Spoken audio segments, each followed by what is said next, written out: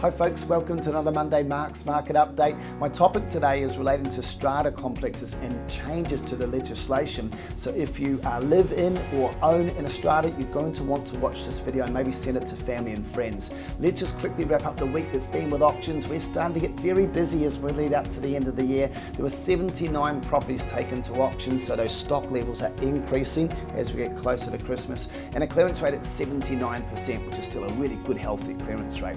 Okay, so let's have a look at the changes to the legislation. I'm going to tell you exactly what legislation it is. It's the Unit Titles Legislation Amendment Act 2011. That's the old one. It's now been updated as of 2020, and there's a number of areas that you need to be aware of that it influences.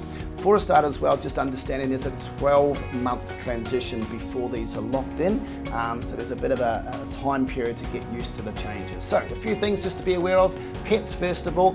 If you have an assistance pet like a guide dog, for example, you do not need permission from the strata or the executive committee. You can just automatically have that pet.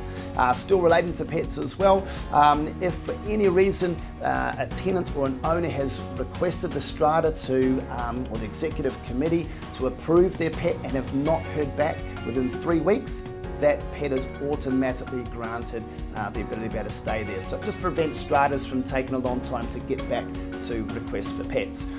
Special privileges. There's been a change in the legislation allowing, for example, you to book out the swimming pool for a special event, maybe a 40th birthday party or something, where that normally wouldn't be allowed and you normally wouldn't be there during particular times and whatnot. You can ask for a special privilege and that can be approved by the executive committee. Financial audits. Auditing's not very exciting, I know, but now for any development that's over 100 apartments or units or over $250,000 in annual budget, the financial audit is mandatory. That has to happen. So it's just about open disclosure of the books, of course. Now this is a neat one. New buildings. There are instances where new developments have been completed and the developer still owns a number of apartments in the building. So when the first meeting comes, the annual general meeting, they can have voting rights, but they are not allowed to exercise those voting rights against any items relating to building maintenance and management. So that is an important one where if there are defects throughout the building, they can't vote that everything's fine. They're actually not allowed to be involved in the voting process.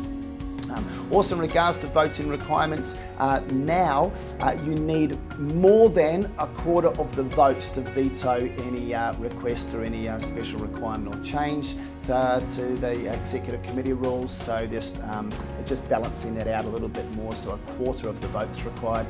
And finally, all executive committee and general minutes must be distributed to all owners within a period of 14 days, and they've got to be held for 7 years. So again, these are really great changes. It's been 9 years since the last one, so it's really excellent that these things are coming into place, and I think they're there to protect all parties, of course. So a little bit of info there. If you need to know more, just message us back and we'll tell you. Otherwise, have a great day and see you next week.